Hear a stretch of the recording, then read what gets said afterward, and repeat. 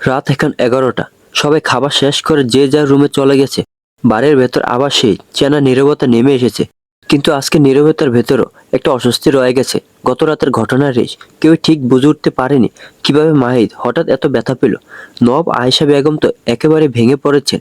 সকাল থেকে একটানা বলেই যাচ্ছেন, আমার ছেলেটার নিশ্চয়ই কোনো বদনজর লেগেছে, নাহলে এমন করে ব্যথা পায় কিভাবে। একে তো আগে থেকেই অসুস্থ। আমি কালকেই হুজুর আনবো বাসায়। তার এই কথাগুলো সারাদিন ধরে ঘুরে বেরিয়েছে বাড়ির ভেতর। সেই কারণেই আজ মাহিদ আর বাইরে বের হয়নি। মায়ের করা নিষেধ। এভাবে দিনটা কেটে গেল। এখন রাত। মরিয়ম হাতে এক কাপ কফি নিয়ে ধীরে ধীরে মাহিদের রুমের সামনে এসে দাঁড়ালো। দরজাটা পুরো খোলা, ভেতরে লাইট জ্বলছে। সে হালকা গলায় বলল, মাহিদ ভাই, আসবো? মাহিদ ল্যাপটপ থেকে চোখ তুলে তাকালো, ভ্রু কুঁচকে বলল, কেন? এই, আপনার কফি নিয়ে এসেছি। ও, দে। মরিয়ম ভিতরে ঢুকে কফির কাপটা এগিয়ে দিল। মাহিদ সেটা নিয়ে আবার ল্যাপটপে চোখ দিল। অফিসের কিছু কাজ করছে। কফিতে চুমুক দিচ্ছে ফাঁকে ফাঁকে। মরিয়ম দাঁড়িয়ে রইল। আর ভেতরে যেন কিছু একটা বলার তাড়া আছে, কিন্তু মুখে আনতে পারছে না। মাইজ সেটা খেয়াল করলো। কফিতে চুমুক দিতে দিতে বলল, কি হয়েছে? দাঁড়িয়ে আছিস কেন? মরিয়ম একটু ইতস্তত করে বলল, আসলে মাহিদ ভাই, একটা দরকার ছিল। মাহিদ এবার পুরো মনোযোগটা তার দিকে দিল। কি দরকার? আমার না আইসিটি বুঝতে অনেক কষ্ট হচ্ছে, আপনি কি একটু বুঝিয়ে দিবেন? মরিয়ম আস্তে করে বলল। মাহিদ ল্যাপটপে চোখ রেখে উত্তর দিল, কাল কলেজে গিয়ে বুঝে নিস ওখানে টিচারের থেকে। মরিয়ম চুপ করে দাঁড়িয়ে রইল, নড়ল না, কিছু বলল না। মাহিদ ভ্রু কুঁচকে তাকালো, আবার কি? মরিয়ম একটু ইতস্তত করে বলল, আসলে রিয়া ম্যাম এই সাবজেক্টটা করায়। উনি এখন আমার দিকে এমনভাবে তাকায়, মনে হয় খেয়ে ফেলবে। কথাটা শেষ করতে মাহিদের মুখে হালকা বিরক্তির ছাপ ফুটে উঠল। সে কয়েক সেকেন্ড চুপ করে থাকলো, যেন কিছু ভাবছে। তারপর দীর্ঘশ্বাস ফেলে বলল, আচ্ছা, বই নিয়ে আয়। মরিয়ম তাড়াতাড়ি নিজের রুম থেকে বই নিয়ে ফিরে এলো। দরজা ঠেলে ভেতরে ঢুকতেই দেখলো মাহিদ কফির শেষ চুমুকটা নিচ্ছে। মুখে এক ধরনের তৃপ্তির ছাপ। ওটা দেখে অজান্তে মরিয়মের ঠোঁটে হাসি ফুটে উঠল। সে চুপচাপ টেবিলের কাছে এসে বলল, বই খুলে সামনেও রাখলো। মাহিদও ল্যাপটপটা সাইডে সরিয়ে নিয়ে তার দিকে মন দিল। শুরু হলো পড়া, কিন্তু ঠিক 10 মিনিট যেতে কিছু একটা অস্বাভাবিক লাগলো। মাহিদের চোখ বারবার বুজে যাচ্ছে। সে চোখ খুলে রাখার চেষ্টা করছে, কিন্তু পাচ্ছে না যেন। মাথাটা একটু একটু করে নুয়ে পড়ছে। মাহিদ অনেক কষ্টে চোখ খুলে তার দিকে তাকালো। গলাটা ভারী হয়ে গেছে। তুই তুই ঘরে যা, আমার প্রচন্ড ঘুম পাচ্ছে, পরে বুঝিয়ে দিব। কথাগুলো বলতে বলতে সে চেয়ার থেকে উঠে কোনো মতে বিছানার দিকে গিয়ে শুয়ে পড়ল। শুয়ে পড়ে আবার বলল, লাইটটা বন্ধ করে যা। কথা শেষ হবার আগে তার চোখ বন্ধ হয়ে এলো প্রায়। মরিয়ম কিছুক্ষণ চুপ করে দাঁড়িয়ে রইল। তারপর ধীরে ধীরে উঠে গিয়ে সুইচ অফ করলো। রুমটা আবার অন্ধকারে ডুবে গেল। মরিয়ম লাইট বন্ধ করার পরও বের হলো না। অন্ধকার রুমের মাঝখানে চুপচাপ দাঁড়িয়ে রইল। শুধু মাহিদের ধীর শ্বাসের শব্দ ভেসে আসছে। মিনিট পেরিয়ে যাচ্ছে। 1, 2, প্রায় 20 মিনিট কেটে গেল। তবুও সে নড়ল না, যেন কোনো কিছুর অপেক্ষা আছে। অবশেষে সে ধীরে করে ফোন বের করলো, খুব সাবধানে। শব্দ না করে কারো কাছে একটা মেসেজ পাঠালো। 2 মিনিটও যায়নি, দরজাটা আস্তে করে খুলে ভেতরে ঢুকলো সারিকা। অন্ধকারে দুজনের চোখাচোখি হলো। কোনো কথা নয়, শুধু বোঝাপড়ার দৃষ্টি।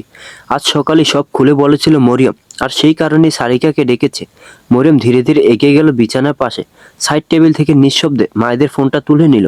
তারপর সারিকাকে ইশারা করলো। দুজন খুব সাবধানে পা টিপে টিপে রুমের বারান্দার দিকে এগিয়ে গেল। বাইরে হালকা চাঁদের আলো, ভিতরের অন্ধকারের চেয়ে একটু স্পষ্ট। বারান্দায় গিয়ে দুজনে থামলো। এখন তাদের সামনে শুধু একটাই কাজ। সারিকা চুপচাপ মরিয়মের হাতে একটা কাগজ ধরিয়ে দিল। মরিয়ম সেটা নিয়ে ভালো করে পড়তেই ভ্রু কুঁচকে গেল। এইগুলো তো বেশি হয়ে যাচ্ছে। মরিয়ম নিচু গলায় বলল। সারিকা বিরক্ত হয়ে ফিসফিস করে উঠল, হলে হবে, যা বলছি তাই কর। কিন্তু চুপ, আমি সব প্ল্যান করে রেখেছি। মরিয়ম আর কিছু বলল না। পরিস্থিতি এখন এমন যে পিছিয়ে যাওয়ার উপায় নেই। সে ধীরে ধীরে মাহিদের ফোনটা আনলক করলো। সারিকা পাশ থেকে সব দেখছে। তারপর মেসেজারে ঢুকে অনলাইনে রইল। দুজনেই জানে উপাসের মানুষ যদি দেখে তাহলে অবশ্যই যোগাযোগ করবে। কয়েক মুহূর্তের মধ্যে ফোনটা কেঁপে উঠল। রিয়ার কল। মরিয়মের বুক ধক করে উঠল। সে একবার সারিকার দিকে তাকালো। সারিকা চোখের ইশারায় সাহস দিল, রিসিভ কর। মরিয়ম কল ধরলো, কিন্তু কিছু বলল না। উপাস থেকে রিয়ার কণ্ঠ ভেসে এলো, হ্যালো স্যার, কাল কিন্তু 3টায় কাজী অফিসে আসবেন। আমি সব ঠিক করে রেখেছি। কোনো উত্তর না পেয়ে সে আবার বলল, হ্যালো স্যার। মরিয়ম চুপ করে থাকতে সারিকা হালকা করে তাকে চিমটি কাটলো। ব্যথায় মরিয়ম হালকা শব্দ করে ফেলল, আহ। উপাসে রিয়া সাথে সাথে সন্দেহ করে উঠল, এই কে? মায়েদের ফোন কার কাছে? এবার মরিয়ম একটু নিজেকে সামলে নিল। কাগজের দিকে তাকিয়ে শান্ত গলায় বলল, আহ, মাহিদ ভাই লাগছে। এসব এখন না প্লিজ। ঠিক তখনই সারিকা তার ফোনে আগে থেকে প্রস্তুত করা ভয়েস প্লে করলো। একটা কণ্ঠ যা অনেকটা মায়েদের মতো শোনায়। আমার বউ আমি যেভাবে মন চায় ওইভাবে আদর করব। রিয়ার গলায় রাগ আর অবিশ্বাস। এই কি হচ্ছে? কি করছো তোমরা? উফ মাহিদ ভাই, এখন না, ছেড়ে দেন। ওহো, এখনই উপাস থেকে কাপা গলায় চিৎকার ভেসে এলো।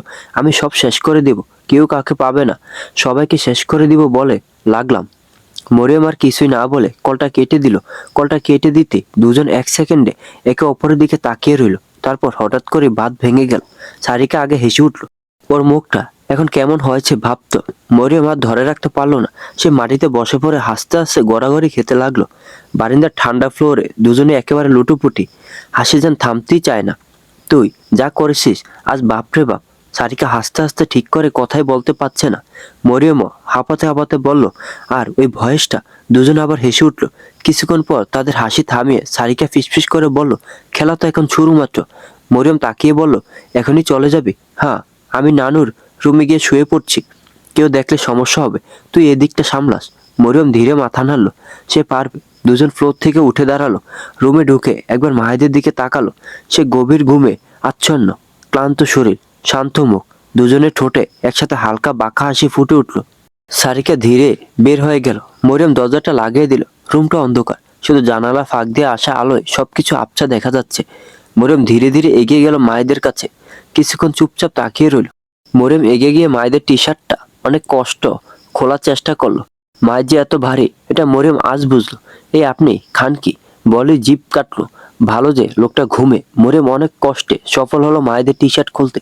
কিছুক্ষণ মায়েদের দিকে তাকিয়ে থেকে নিজের মাথা থেকে ওড়নাটা খুলে হাত নিয়ে ফ্লোরে ফেলে দিল।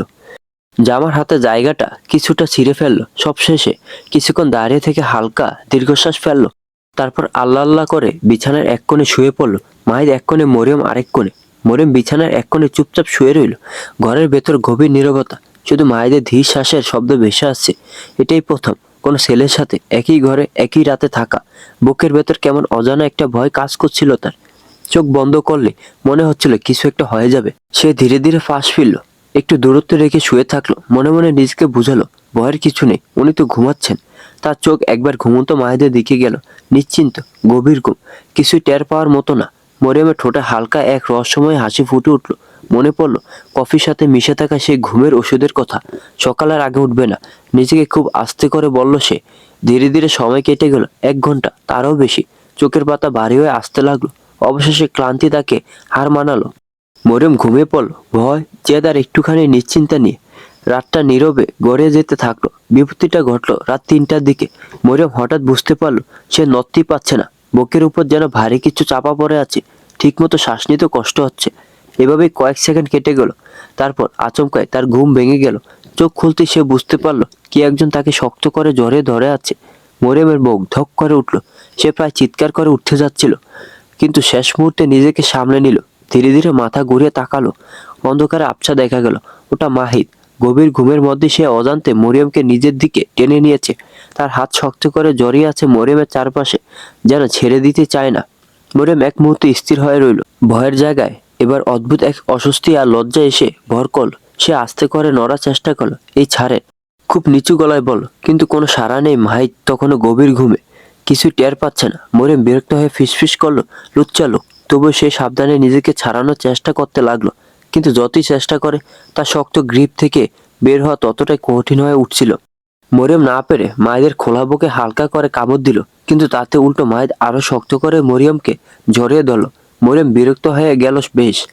অসভ্য লোক। ঘুমের মধ্যে ও মেয়ে মানুষের পিছে পড়ে থাকে লুচ্চা। এবার সে মাথা তুলে মায়েদের ঘাড়ের পাশে একটু জোরে কামড় বসালো। মায়েদ ঘুমের মধ্যে বিরক্ত হয়ে কেঁপে উঠল।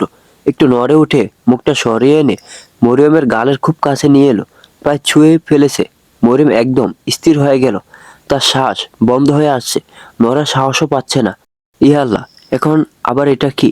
মায়েদ এখনো ঘুমে, কিছু টের পাচ্ছে না, কিন্তু তার শক্ত করে ঝরে ধরা থেকে বের হওয়া এখনো অসম্ভব। রাতটা এভাবেই কেটে গেল। মরিয়মের আর এখান থেকে ছাড়ান পাওয়া হলো না। এভাবেই চোখ লেগে গেল আবার ফজরের পর। সকাল প্রায় 8টা। জানালা দিয়ে ঢুকে আসা হালকা রোদ ঘরের ভেতর ছড়িয়ে পড়েছে। ঘরের নীরবতা ভেঙে ধীরে ধীরে মায়েদের ঘুম ভাঙলো। চোখ খুলতে সে কিছুক্ষণ বোঝার চেষ্টা করলো কি হচ্ছে। শরীরের নিচে যেন কিছু একটা চাপা পড়ে আছে। এই অনুভূতিতে সে ভ্রু কুঁচকে তাকালো। প্রথমে মনে হলো মনের ভুল। সে চোখ ঘষে ভালো করে তাকালো। তারপরেই থমকে গেল। মরিয়ম তার খুব কাছেই, গভীর ঘুমে। মায়েদ হঠাৎ চমকে উঠে পড়ল। এই তুই আমার রুমে কি করিস? সে অবাক গলায় বলল। মরিয়ম সেই শব্দে ঘুম ভেঙে লাফিয়ে উঠে বসলো। কিছুক্ষণ সে চারপাশ দেখে হকচকে গেল, যেন এখনো পুরোটা বুঝে উঠতে পারছে না। তারপর ধীরে ধীরে বাস্তবতা মনে পড়তে তার মুখের রং বদলে গেল। রুমের পরিবেশ ভারী হয়ে উঠল। মাহিদও কিছুক্ষণ চুপ করে রইল, কি বলবে বুঝতে পারছে না। মাহিদ লক্ষ্য করলো মরিয়মের শরীরে কাপড়ে অনেক বেহাল দশা, আর নিজের শরীরে তো প্যান্ট ছাড়া কোনো কাপড়ই নেই। ঠিক তখনই মরিয়মের চোখ ভিজে উঠল। আপনি জানেন না কাল কি হয়েছে? আমার সব শেষ করে দিয়েছেন আপনি। সে কান্না জড়ানো গলায় বলল। আমি সমাজে মুখ দেখাবো কিভাবে? বলে সে আর নিজেকে সামলাতে পারলো না, শব্দ করে কাঁদতে লাগলো।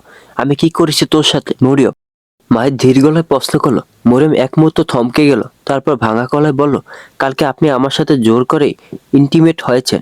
এই বলে মরিয়ম নেকা কান্না জোরে দিল। আমি তোকে জোর করছি? আমার কিছু মনে নেই কেন? মাহিদ অবিশ্বাসের গলায় বলল। মরিয়ম কান্না করতে করতে আরো ভেঙে পড়ল।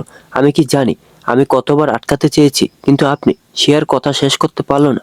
দুহাত দিয়ে মুখ ঢেকে হিসকি তুলে কাটতে লাগলো, এমন বুঝালো। ঘরের ভেতর এক অস্বস্তিকর নীরবতা নেমে এলো। মাইক কিছুক্ষণ চুপ করে রইল, তার মুখে স্পষ্ট বিভ্রান্তি।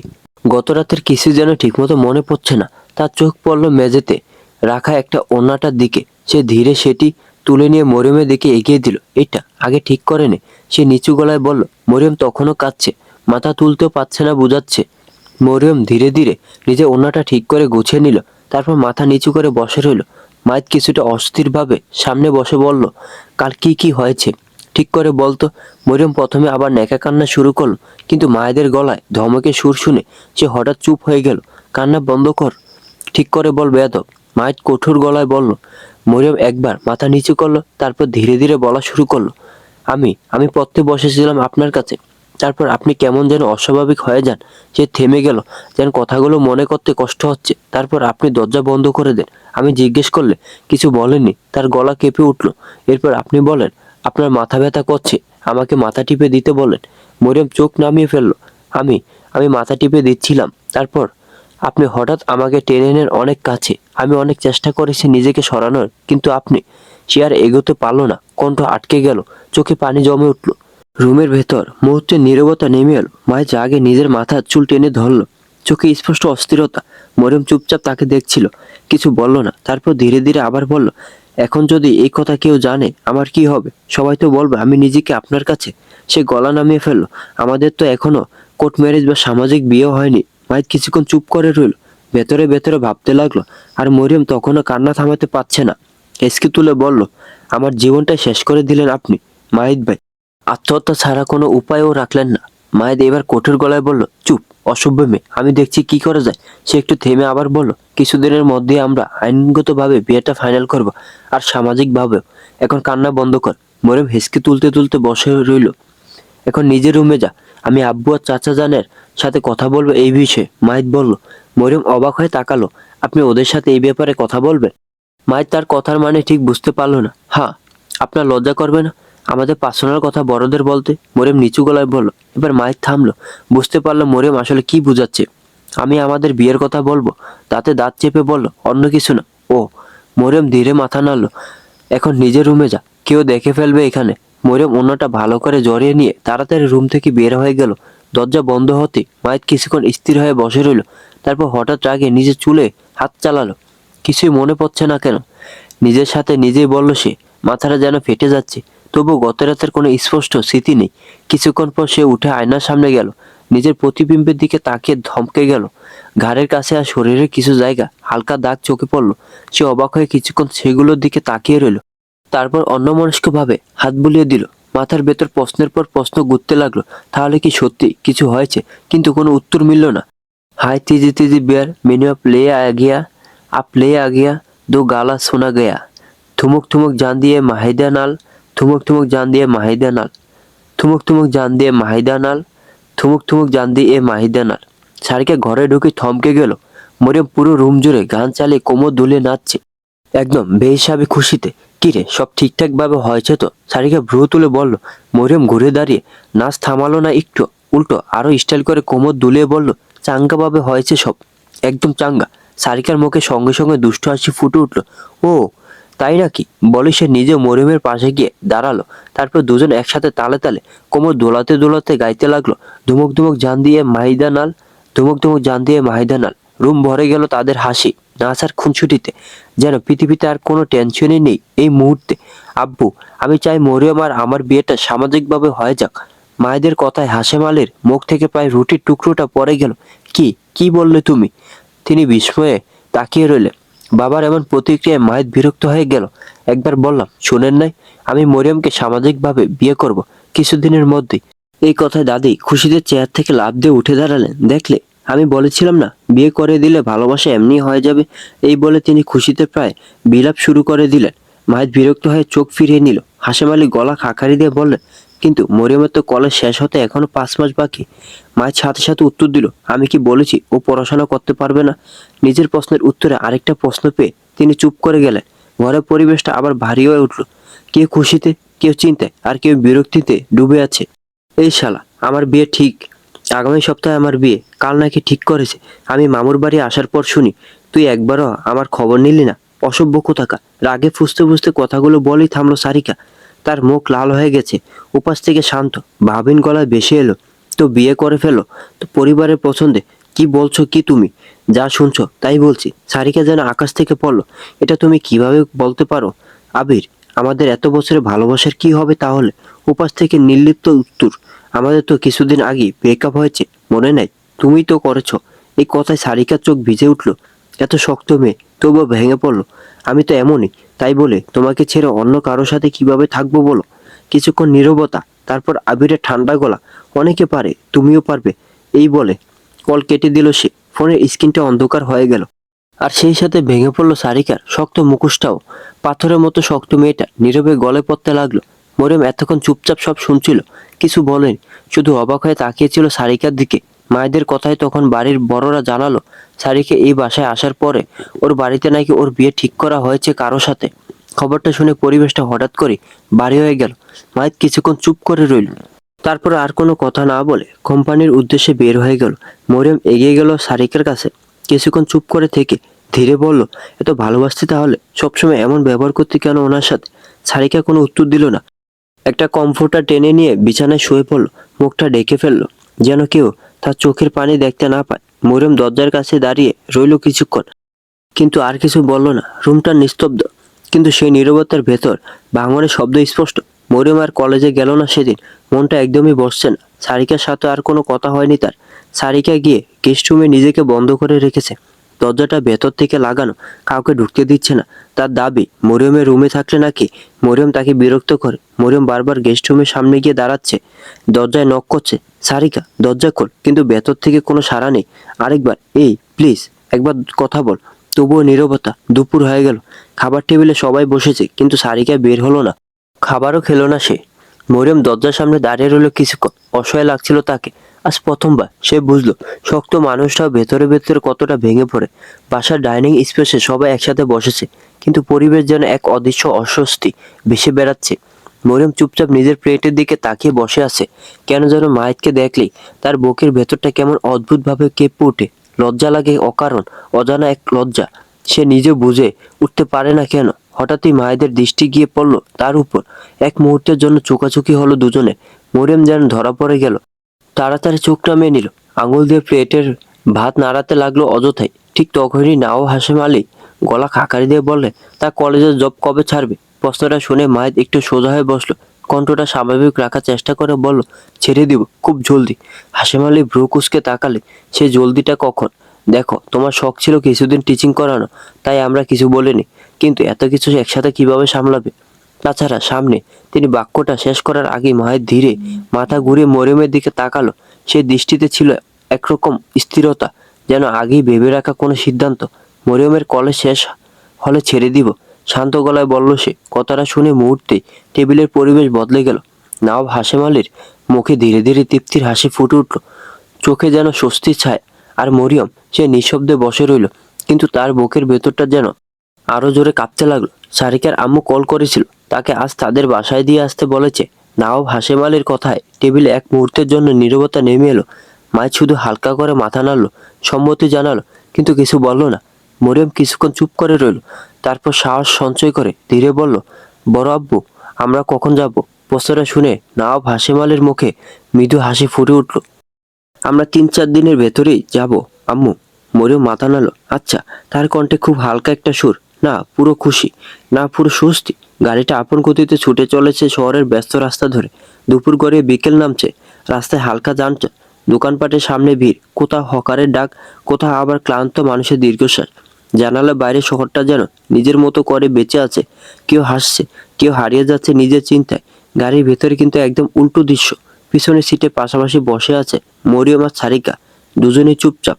সারিকা মাথা নিচু করে ফোনের স্ক্রিনে চোখ রেখে আছে, কিন্তু বোঝাই যাচ্ছে সে আসলে কিছুই দেখছে না। মরিয়ম কয়েকবার তাকিয়েছে তার দিকে, কিছু বলতে চেয়েও বলেনি। মাহিদ আসলে মরিয়মকে সঙ্গে নিতে চায়নি, কিন্তু মরিয়মের সেই এক কথা, আমাকে ফুচকা খাওয়াতে নিয়ে যেতে হবে। আর এই বাড়িতে মরিয়মের কথা অমান্য করা মানে বিপদ। নাও হামিদ আলী তো আগে হেসে হেসে বলে দিয়েছে, আমার মেয়ের কথা না শুনলে বাছা তোকে কিন্তু গণপিটানি দিব। সবাই সেই কথা শুনে হেসে উঠল। মায়েদের মুখে কোনো ভাবান্তর ছিল না। সে চুপচাপ গিয়ে গাড়িতে বসেছিল। তারপর মরিয়মের পেছন পেছন এসে বসে পড়ে। আর সারিকা তখন থেকে নিশ্চুপ, একদম নির্জীবের মতো। অনেকক্ষণ এভাবেই গাড়ি চলতে থাকে। হঠাৎ করে মরিয়ম জানালা বাইরে তাকে চিৎকার করে উঠল, মাহিদ ভাই গাড়ি থামান, থামান। মায়ের চোখ না ঘুরিয়ে প্রশ্ন করলো, কেন? মরিয়ম উত্তেজিত গলায় বলল, ফুসকা, ফুসকা, আমরা ফুসকা খাবো। মাহিদ এবার একটু বিরক্ত হয়ে রিয়ার ভিউ মিররে তাকিয়ে বলল, তো মানে আমরা নামবো, ফুচকা খাবো? মরিয়ম একেবারে বাচ্চাদের মতো জেদ ধরল। মাহিদ এবার পাশে বসা সারিকার দিকে তাকিয়ে জিজ্ঞেস করলো, সারিকা খাবি? সারিকার দিক থেকে নিরাসক্ত অনুভূতিহীন একটা উত্তর বেশি এলো, না। সারিকা সে নিরাসক্ত উত্তর শোনার পর মাহিদার গাড়ি থামালো না। স্টিয়ারিং শক্ত করে ধরে সামনের দিকে তাকিয়ে রইল, যেন কিছুই শোনেনি। মরিয়ম প্রথমে বিশ্বাসই করতে পারলো না। তারপর হঠাৎ করে রাগে ফেটে পড়লো, সারিকা না খেলে আমি খাবো, আপনি গাড়ি থামান। মায়েদের গলাটা ঠান্ডা, একদম স্থির। আমি এখানে কাউকে খাওয়াতে আনি নাই। মরিয়ম চোখ বড় বড় করে তাকালো। আমি তো খেতে এসেছি, তাই না? আমি তো আনি নাই, তাই না? কথাটা যেন ছুরির মতো এসে বিঁধল। মরিয়ম কিছুক্ষণ চুপ করে রইল, তারপর গলাটা নরম করে বলল, মাহিদ ভাই প্লিজ, আমি ফুচকা খাবো। একটু থেমে মাহিদ বলল, আমি তোর জন্য এত সময় নষ্ট করতে পারবো না। এটা আপনার কাছে সময় নষ্ট মনে হয়? মরিয়মের গলায় কাঁপন। অবশ্যই।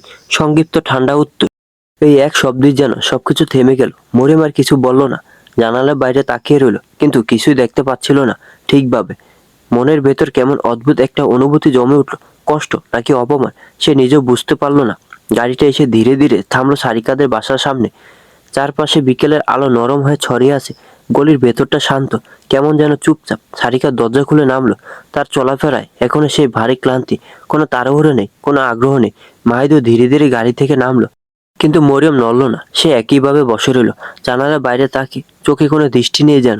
সারিকা একটু এগিয়ে গিয়ে আবার ফিরে তাকালো। কিরে চল। মরিয়ম মুখ ঘুরে তাকালো না, শুধু নিচু গলায় বলল, আমার না মাথা প্রচন্ড ব্যথা করছে, তোরা যা। মাহিদ ভাই ফুফুমনির সাথে দেখা করে আসুক, আমি এখানেই আছি। কথাটা শুনে সারিকার কিছু বলল না। মাহিদ একবার তাকালো মরিয়মের দিকে, কিছু বলতে গিয়ে বলল না শেষ পর্যন্ত। এবার সে গাড়ির চাবিটা আগের মতো ভেতরে রেখে গেল না, নিজের সাথে নিয়ে নিল। তারপর দুজনেই ভেতরে চলে গেল। গাড়ির ভেতরে আবার নীরবতা নেমে এলো। মরিয়ম কিছুক্ষণ এভাবেই বসে রইল, হাত দুটো কোলে রাখা, মাথা সামান্য ঝুঁকে। তারপর ধীরে ধীরে দরজা খুলে নামলো গাড়ি থেকে। চারপাশে তাকালো একবার, তারপর কোনো দিকে না তাকিয়ে হাঁটা শুরু করলো। কোথায় যাচ্ছে সে নিজেও যেন জানে না। মায়ের যখন ফিরে এলো, গাড়ির পাশে দাঁড়িয়ে প্রথমেই চারদিকে তাকালো, কিন্তু মরিয়ম কোথাও নেই। এক মুহূর্তের জন্য তার ভ্রু কুঁচকে গেল। তারপর ধীরে ধীরে সেই ভাঁজটা রাগে বদলে গেল। এই মেয়েটা আবার কোথায় গেল? সে আশেপাশে খুঁজলো, গলির এক পাশ থেকে আরেক পাশ, কাছের দোকান, রাস্তার মোড়, কিন্তু কোনোখানে নেই। কিছুক্ষণ পর বিরক্ত হয়ে নিঃশ্বাস ছাড়লো। মনে মনে বলল, ওই দিনের মতো রাগ করে চলে গেছে, আর কোথায় যাবে? বাসায় গেছে হয়তো। চল শক্ত হয়ে গেল তার। এই মেয়েটা আমাকে একদিন পাগল করে দিবে, অভদ্র কোথাকার। সামনে পাই একবার। রাগটা বুকের ভেতর চেপে রেখে সে আর সময় নষ্ট করলো না। সন্ধ্যায় গুরুত্বপূর্ণ একটা মিটিং আছে, তাই সোজা অফিসের দিকে রওনা হয়ে গেল। বিকেল কেটে সন্ধ্যা নামলো। অফিসের কনফারেন্স রুমে মিটিং চলছে, সবাই মনোযোগ দিয়ে আলোচনা করছে। ঠিক তখনই মায়েদের ফোনটা ভাইব্রেট হয়ে উঠলো। স্ক্রিনে নাম দেখে সে এক মুহূর্ত থামলো, আম্মু। সে সবার দিকে তাকিয়ে বলল, এক্সকিউজ মি বলে একটু পাশে গিয়ে কলটা রিসিভ করলো। হ্যালো আম্মু, আমি মিটিংয়ে আছি। উপাস থেকে তাড়াহুড়ো কণ্ঠ, ও মা, তাহলে মরিয়ম কোথায়? এই এক কথায় মায়েদের বুকটা ধক করে উঠলো। মরিয়ম বাসায় যায়নি? না তো, আমি তোকে কল দিলাম ওকে দিয়ে যেতে বলবো বলে। আমি ওকে নিয়ে শপিংয়ে যাব। মুহূর্তের জন্য মায়ের যেন কথা হারিয়ে ফেলল। তারপর নিজেকে সামলে নিয়ে বলল, ও বলছিল এক ফ্রেন্ডের বাসায় যাবে। আচ্ছা আমি দেখছি। উপাস থেকে আর কিছু বলার আগে সে কল কেটে দিল। হাতটা ধীরে ধীরে নামে আনলো, কিন্তু চোখের দৃষ্টি বদলে গেছে। পরের মুহূর্তে সে কনফারেন্স রুমে ঢুকে সোজা বলে উঠল, মিটিং ক্যান্সেল। কারো কিছু বোঝার আগে সে ঘুরে দাঁড়ালো, দ্রুত পায়ে বের হয়ে গেল অফিস থেকে। রাত তখন 10টা পেরিয়ে গেছে, শহরের আলো ঝলমল করছে, কিন্তু মায়েদের চোখে সে আলো নেই, শুধু অস্থিরতা, শুধু আতঙ্ক। এমন কোনো জায়গা নেই যেখানে সে যায়নি। বড় বড় রেস্টুরেন্ট থেকে শুরু করে অলিগলে ছোট্ট ফুচকার দোকান, সবখানেই খুঁজেছে, প্রতিটা মোড়ে দাঁড়িয়ে তাকিয়েছে, প্রতিটা ভিড়ের মাঝে খুঁজেছে একটাই মুখ, মরিয়ম। বাড়ির লোকজন এখনো কিছুই জানে না, কারণ নওয়াব ফারদিনা বেগম এর ফুফাতো বোন মারা গেছে, আর সেই কারণে বাড়ির সবাই সেখানে গেছে। তাই এই বাড়িতে মরিয়ম নেই, এই বিষয়টা এখনো কারো নজরই আসেনি। কিন্তু মাহিদ, সে প্রায় পাগলের মতো হয়ে গেছে। রাস্তার মাঝখানে দাঁড়িয়ে কারো হাত ধরে জিজ্ঞেস করছে, এই মেয়েটাকে দেখেছেন? মোবাইলে ছবি দেখাচ্ছে, অনুরোধ করছে দেখলে একটু জানাবে। চেনা অচেনা, ভালো মন্দ, যাকে পাচ্ছে তাকেই টাকা দিচ্ছে, খুঁজে দেন প্লিজ। তার গলায় এখন আর কোনো দম্ভ নেই, শুধু ভাঙা এক উৎকণ্ঠা। শেষমেশ না পেরেছে নিজের লোক লাগালো, কল করে কঠোর গলায় বলল, খুঁজে বের করো, লাস্ট কোথায় ছিল, কার সাথে ছিল, সব জানতে চাই। লোকগুলো ছড়িয়ে পড়লো শহরের নানা প্রান্তে, তদন্ত শুরু হলো। কিন্তু একটা বড় বাধা এসে দাঁড়ালো সামনে। মরিয়মের ফোন বন্ধ, লোকেশন ট্র্যাক করা যাচ্ছে না, শেষবার কোথায় ছিল সেটাও অজানা। সবকিছু যেন হঠাৎ করে অন্ধকারে ঢেকে গেছে। মাহিদ রাস্তার এক কোণে দাঁড়িয়ে রইল, চোখ লাল, মুখ ক্লান্ত, শ্বাস ভারী, মনে শুধু একটাই কথা ঘুরছে, আমার মরিয়মের কোনো বিপদ হয়নি তো? নদীর ধারে রাতটা আজ অদ্ভুত নিস্তব্ধ, হালকা ঠান্ডা বাতাস বয়ে যাচ্ছে, জল যেন নিজস্ব ছন্দে বয়ে চলেছে, অথচ সেই স্রোতের ভেতর লুকিয়ে আছে কত অজানা গল্প, কত না বলা কষ্ট। এই নদী কত মানুষের হাসি দেখেছে, কত মানুষের কান্না শুনেছে, আর সে নীরব সাক্ষী মাহিদের ভাঙনে। নদীর পাশের ঘাসের উপর হাঁটু গেড়ে বসে আছে মাহিদ, চোখ দুটো লাল, চুল এলোমেলো, শ্বাস ভারী হয়ে উঠেছে। হঠাৎ সে মাথা তুলে আকাশের দিকে তাকে চিৎকার করে উঠল, আল্লাহ গো, আমার মরিয়ম কই? আল্লাহ, ও কোথায়? তার কণ্ঠ কেঁপে যাচ্ছে, গলা ভেঙে যাচ্ছে, কিন্তু থামছে না। ও তো কখনো একা কোথাও যায় না, যেতে পারে না। সব সময় কেউ না কেউ থাকে ওর সাথে। কথাগুলো বলতে বলতে তার গলা আটকে গেল, মনে হচ্ছে বুকের ভেতরটা কেউ চেপে ধরেছে। এই রাতে যদি ওর কিছু হয়ে যায়, আমি আমি কি করে বাঁচবো আল্লাহ? সে দুহাত মাটিতে ঠেকিয়ে মাথা নিচু করে ফেললো। শ্বাস নিতে কষ্ট হচ্ছে, যেন বাতাসটুকু ভারী হয়ে গেছে, চোখ থেকে পানি পড়ছে, নীরবে, অবিরাম। আল্লাহ, তুমি তো সব জানো, সব কিছুর মালিক তুমি, ফিরিয়ে দাও না ওকে, প্লিজ আল্লাহ, আমার মরিয়মকে ফিরিয়ে দাও। তার কণ্ঠ এখন ভাঙা, অসহায়। ও ছোট, কিছু বুঝে না। আমি ভুল করেছি আল্লাহ, আমি ওর চাওয়াকে অবহেলা করেছি। মাটিতে হাত মুঠো করে চেপে ধরল সে, আর কখনো করব না, কখনো না। ও মুখ ফুটে বলার আগে, আমি সব বুঝে নিব, সব দিয়ে দেব, শুধু একবার, একবার ওকে ফিরিয়ে দাও আল্লাহ। নদীর বাতাস বয়ে গেল, কিন্তু সেই বাতাসও যেন আজ ভারী হয়ে আছে মায়েদের কান্নায়। আচ্ছা, এই শক্ত মানুষটাও কাঁদতে পারে? হঠাৎই নিস্তব্ধ রাতটা ভেঙে দিয়ে মায়েদের ফোনটা বেজে উঠল। সে যেন ঝটকা খেয়ে উঠল, কাপা হাতে ফোনটা কানে তুলল। হ্যালো, উপাস থেকে দ্রুত গেল, স্যার, ম্যামের ফোনের লোকেশন পাওয়া গেছে। এক মুহূর্তে মায়েদের নিঃশ্বাস যেন থেমে গেল। তারপর হঠাৎ করে সে উঠে দাঁড়ালো, এক্ষুনি আমাকে সেন্ড করো। কল কেটে দেওয়ার আগে সে প্রায় দৌড়ে গাড়ির দিকে ছুটল।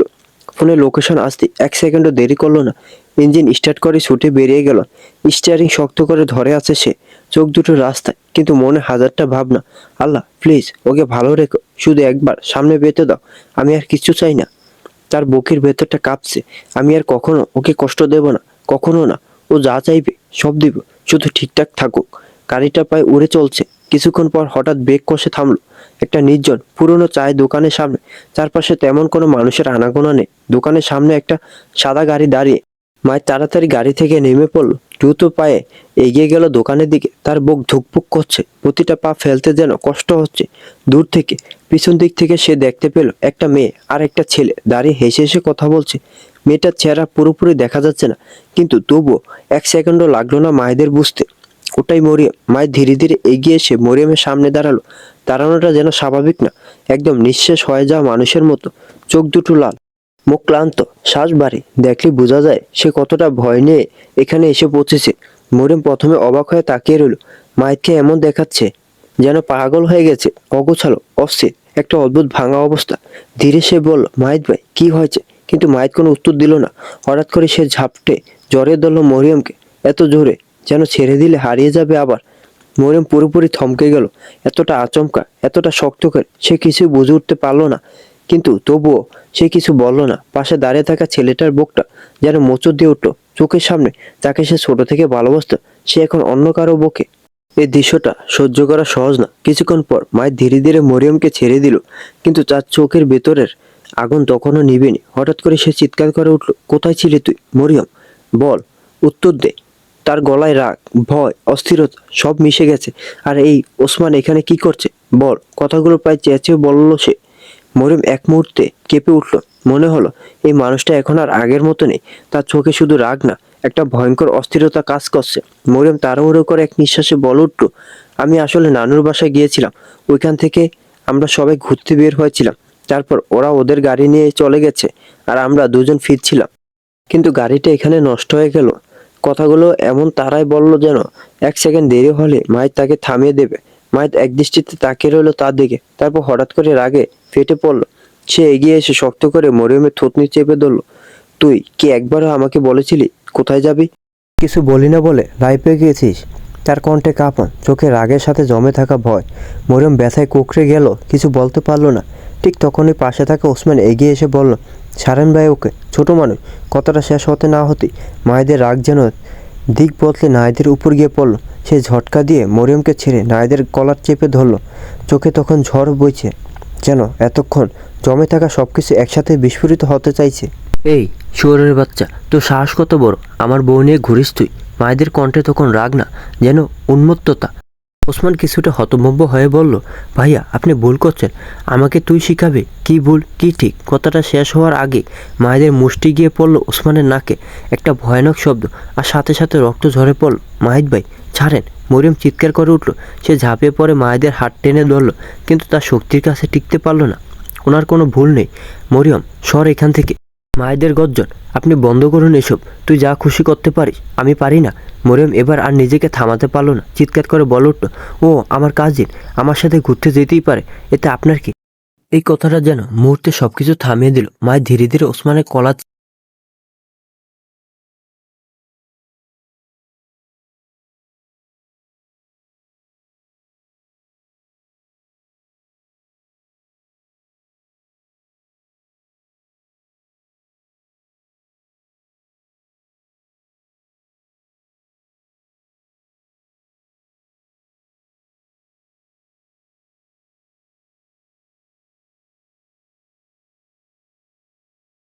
আর কিছু বুঝে ওঠার আগে সামনে শক্ত এক বকে গিয়ে ধাক্কা খেল। ওসমান এগিয়ে এসেছিল মরিয়মকে ধরতে, কিন্তু পা থেমে গেল মাঝপথি।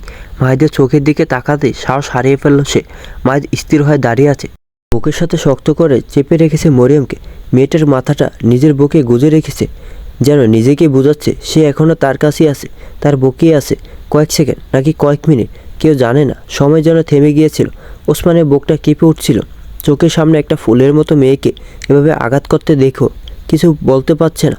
এটা তার জন্য সবচেয়ে বড় যন্ত্রণা। কিছুক্ষণ পর মায়ের ধীরে ধীরে মরিয়মকে কোলে তুলে নিল, পাতা কোলা করে। একটু তাড়াহুড়ো নেই এবার, বরং অদ্ভুত যত্ন।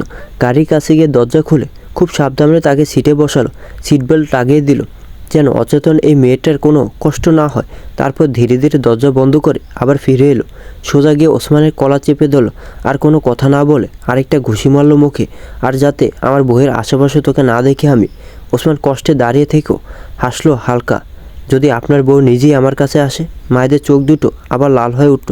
তার পা কেটে ঘরে বসিয়ে রাখবো পারবেন না? আমি কি পারি না পারি সেটা তুই খুব ভালো করেই জানিস।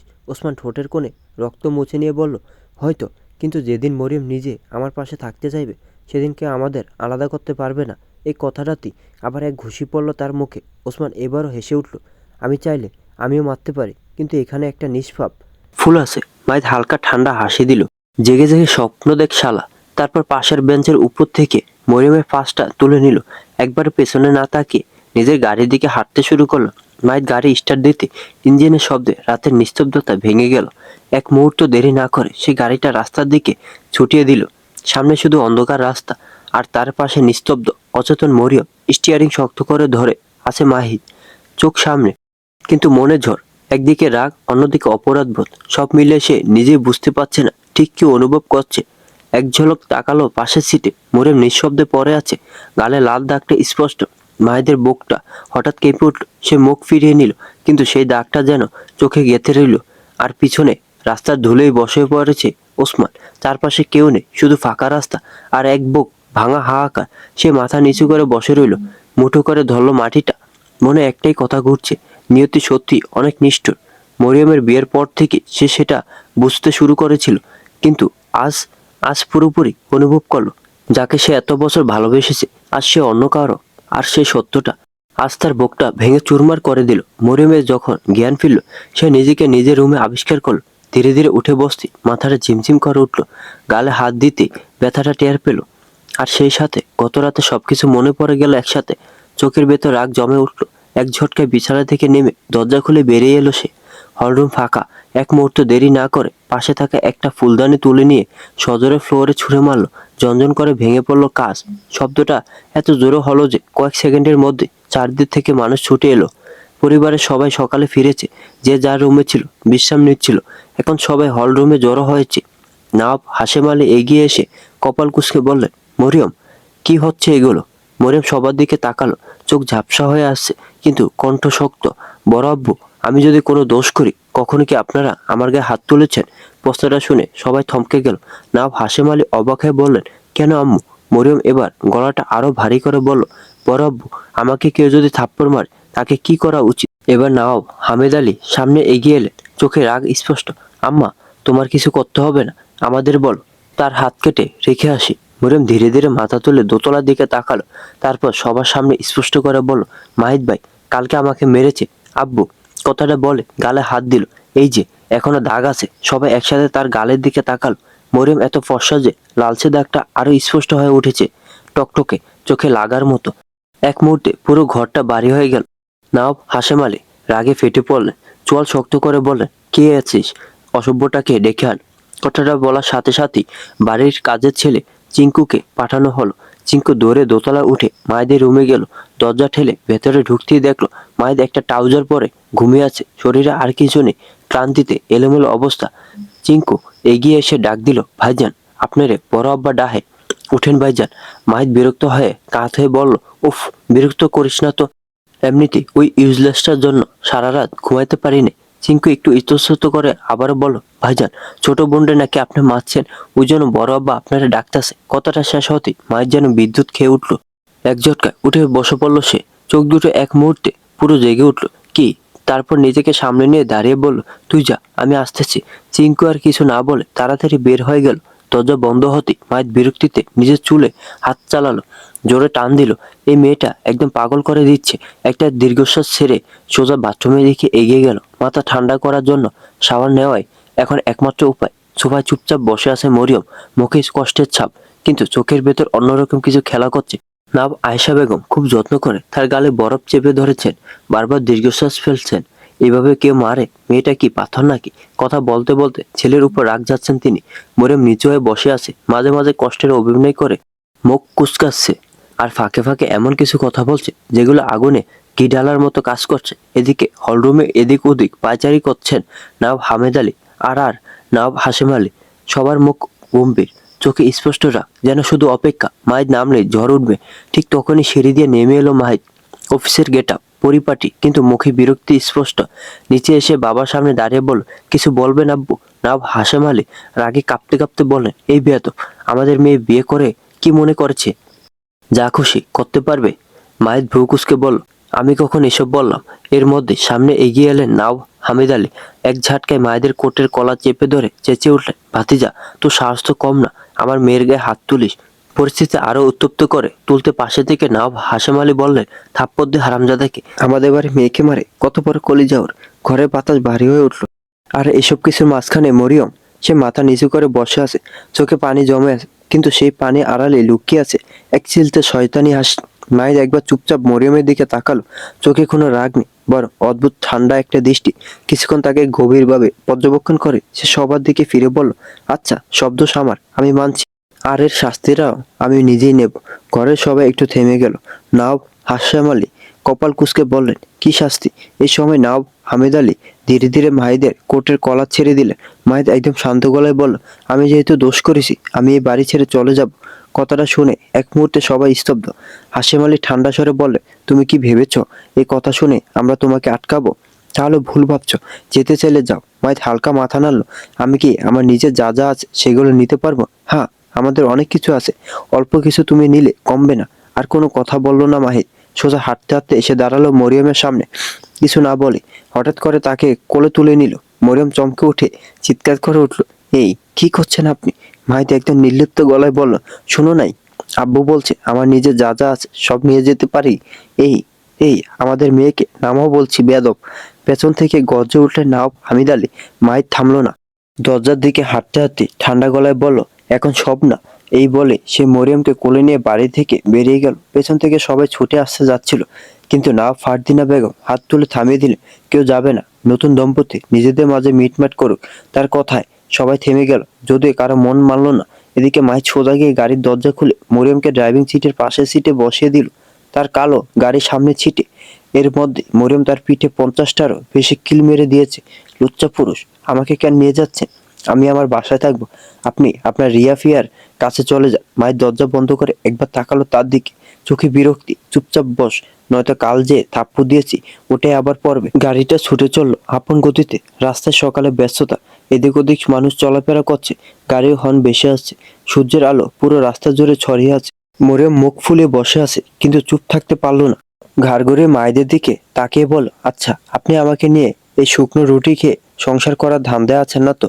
আমি কিন্তু বলে রাখছি, আমার গলায় ওই শুকনো রুটি আটকে যাবে, নিচে নামবে না। মাহিদ একবার তাকালো তার দিকে, চোখে বিরক্তি। তোকে ওটাই খাওয়াবো, একদম ইউজলেস কোথাকার। বন্ধুরা, আজকের গল্পের পর্বটি এ পর্যন্তই। যদি গল্পটি ভালো লাগে তাহলে ভিডিওটি লাইক করুন, আর গল্প সম্পর্কে কোনো মতামত জানানো থাকলে কমেন্ট করতে পারেন। আর এই গল্পের পরবর্তী এপিসোডগুলো পেতে এবং এরকম আরো সুন্দর সুন্দর গল্প পেতে আমার চ্যানেলটি সাবস্ক্রাইব করে বেল আইকনটি বাজিয়ে রাখুন। ধন্যবাদ।